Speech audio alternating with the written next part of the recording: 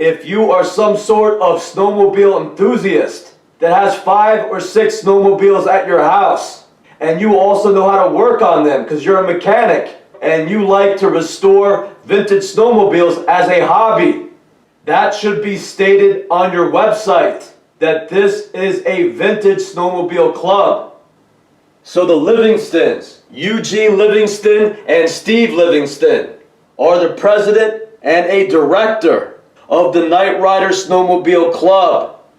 And what we saw when going to their location is that they have a dozen brand new Arctic Cat snowmobiles for sale. And then under tents, they have a dozen more vintage snowmobiles.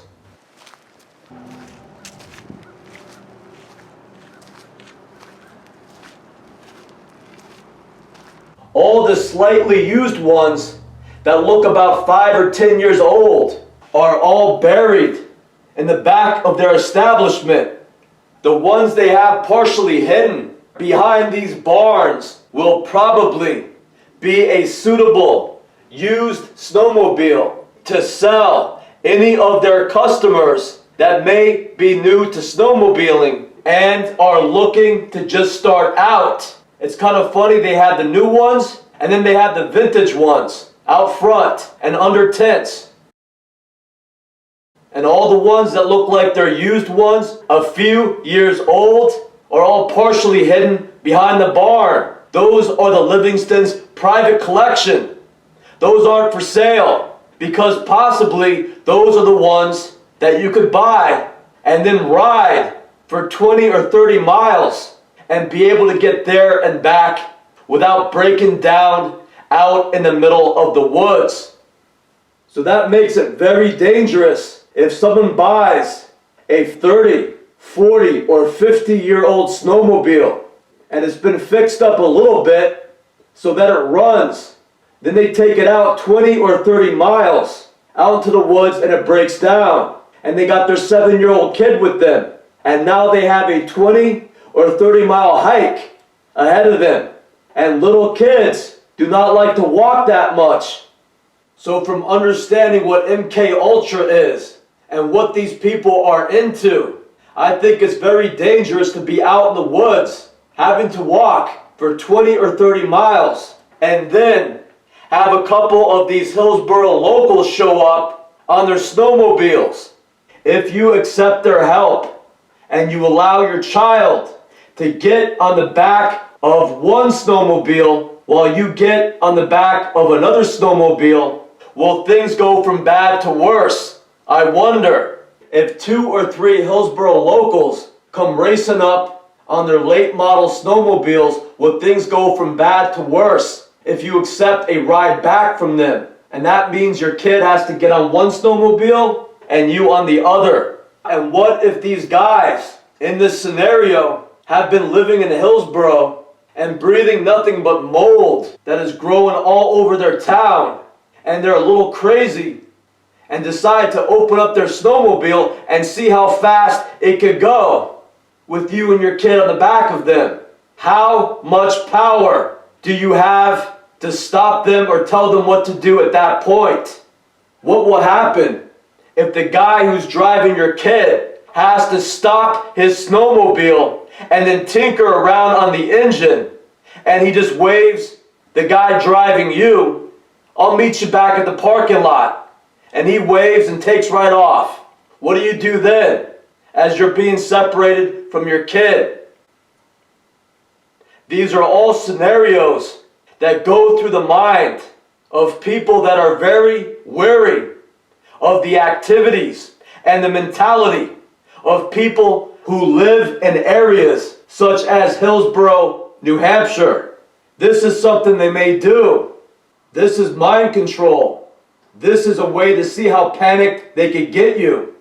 And the more panicked you become, the more scared you become, the angrier that you become, the worse the situation will get. And these nuts will get angry too. And you will see these dorks change. You will see their whole attitude change when they outnumber you, when they have all the power, and you are starting to get panicked or angry, it will just get worse and worse. So this is a scenario that will go through my mind, and I want to make you all aware of that too.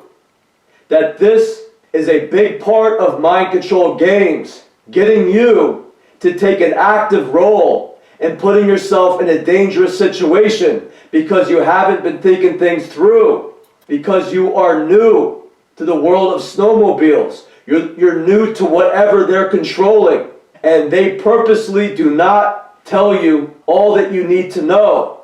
If you look at this Night Rider website, in my opinion, it suggests that all you do out here is you get on antique snowmobiles and then you ride off on these long trails 4 or 5 towns away on these old snowmobiles, and that's just what everyone does around here. That's just normal.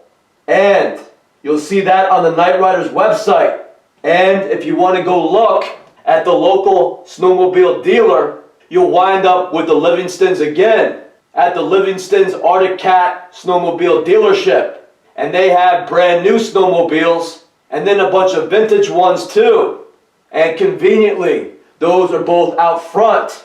So those seem to be the two major choices any outsider may get. If you don't have the money to buy a brand new one, you might get stuck with a vintage one that all these locals drive, as you can see from their website. So this is how the Night Riders and the Livingstons may treat any outsiders who are new to snowmobiles. They don't have a section on your website what to do if your snowmobile breaks down, where to go, and all these trails they maintain if there's some sort of issue. Is there a number to call if you need snowmobile assistance? I don't see any of that. Another game that may be played with any outsider that comes to Hillsboro and sees that a big activity must be snowmobiling in the winter, maybe getting one of these older snowmobiles and then taking it on this track, the Night Rider track, where they have hills lined with big rocks and telephone poles that any outsider or someone new to the area isn't familiar with.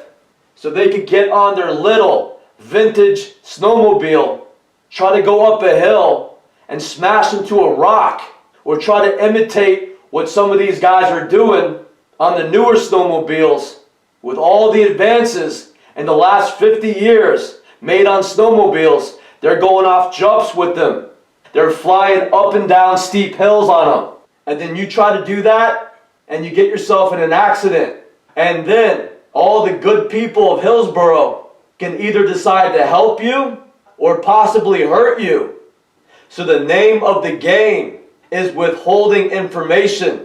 And the MK Ultra program has taken over all businesses, all trades. And their game is to destroy the middle class, to put them in these setups. Even if they ask the experts, the professionals, the authority, they will still go out of their way to withhold information from you and then cause these big messes to occur.